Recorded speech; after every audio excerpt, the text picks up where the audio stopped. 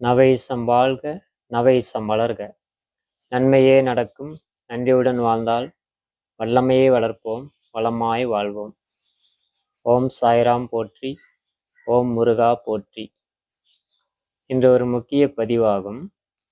அதாவது சீரடி சாய்பாபா அவர்கள், அவருடைய பிறப்பு, அவர் என்ன ஜாதி, என்ன மதம் என்ற கருத்தானது பல்வேறு கருத்துக்கள் இங்கே நிலவுகிறது. அதாவது எனக்கு தெரிந்தவரை அவர் ஒரு முஸ்லிம் வீட்டில் பிறந்து பிறகு ஒரு அந்தனர் வீட்டில், பிராமணர் வீட்டில் வளர்ந்ததாக ஒரு வரலாறு உள்ளது. இன்னொரு கருத்து, இன்னொரு வரலாறு, ஒரு இந்து வீட்டில், பிராமணர் வீட்டில் பிறந்து முஸ்லிம் வீட்டில் வளர்ந்ததாகவும் ஒரு மாற்று கருத்து உள்ளது. நாம் இங்கே புரிந்து கொள்ள வேண்டியது என்னவென்றால், அவர் பிராமண வீட்டில் பிறந்து முஸ்லிம் வீட்டில் வளர்ந்தாரா என்பதோ, அல்லது முஸ்லிம் வீட்டில் பிறந்து பிராமணர் வீட்டில் வளர்ந்தாரா என்பதோ, இந்து வீட்டில் வளர்ந்தாரா என்பதோ இங்கே முக்கியமான கருத்து அல்ல என்பதை உலக மக்கள் அனைவரும் புரிந்து கொள்ள வேண்டும். சடங்குகளும் சம்பிரதாயங்களும் இந்த இனம், மொழி, நாடு, ஜாதி, மதம் அனைத்துமே அந்தந்த காலகட்டங்களில் மக்களுக்கு நன்மை செய்வதற்காக, ஜீவநேயத்தையும் மனிதநேயத்தையும் பாதுகாப்பதற்காக அந்தந்த காலகட்டத்தில் விழிப்புணர்வு பெற்ற மகான்களால், மனிதர்களால், தலைவர்களால், ஞானிகளால், ரிஷிகளால் உருவாக்கப்பட்டதாகும். அந்த சடங்குகளையும் அந்த சம்பிரதாயங்களும் சத்தியத்தை காப்பாற்றுதான்.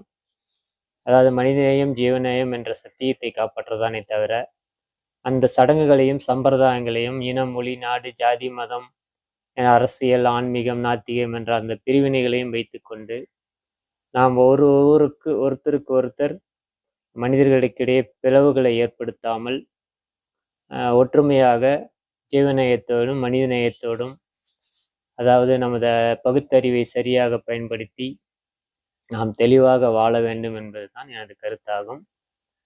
அவர் கூறிய சத்தியங்களும், அந்த சத்தியங்களை நாம் வாழ்வில் பயன்படுத்தினால் எத்தகைய நன்மை பெறப்போகிறோம் என்பது மட்டும்தான் இங்கே முக்கியம். ஆக சீரடி பாபா முஸ்லீமா, இந்துவா என்ற, கிறிஸ்டினா என்ற ஆராய்ச்சியெல்லாம் விட்டுவிடுங்கள். விட்டுவிட்டு அதில் உள்ள சத்தியங்களை வாழ்வில் கடைபிடியுங்கள். அதுதான் முக்கியம். ஓம் சாய்ராம் போற்றி, ஓம் முருகா போற்றி, ஓம் இயேசுவே போற்றி. இன்று கிறிஸ்மஸ்.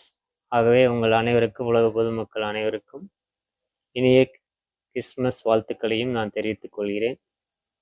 வாழ்க வளமுடன். நன்மையே நடக்கும், நன்றியுடன் வாழ்ந்தால் வல்லமையே வளர்ப்போம், வளமாய் வாழ்வோம். வாழ்க வளமுடன்.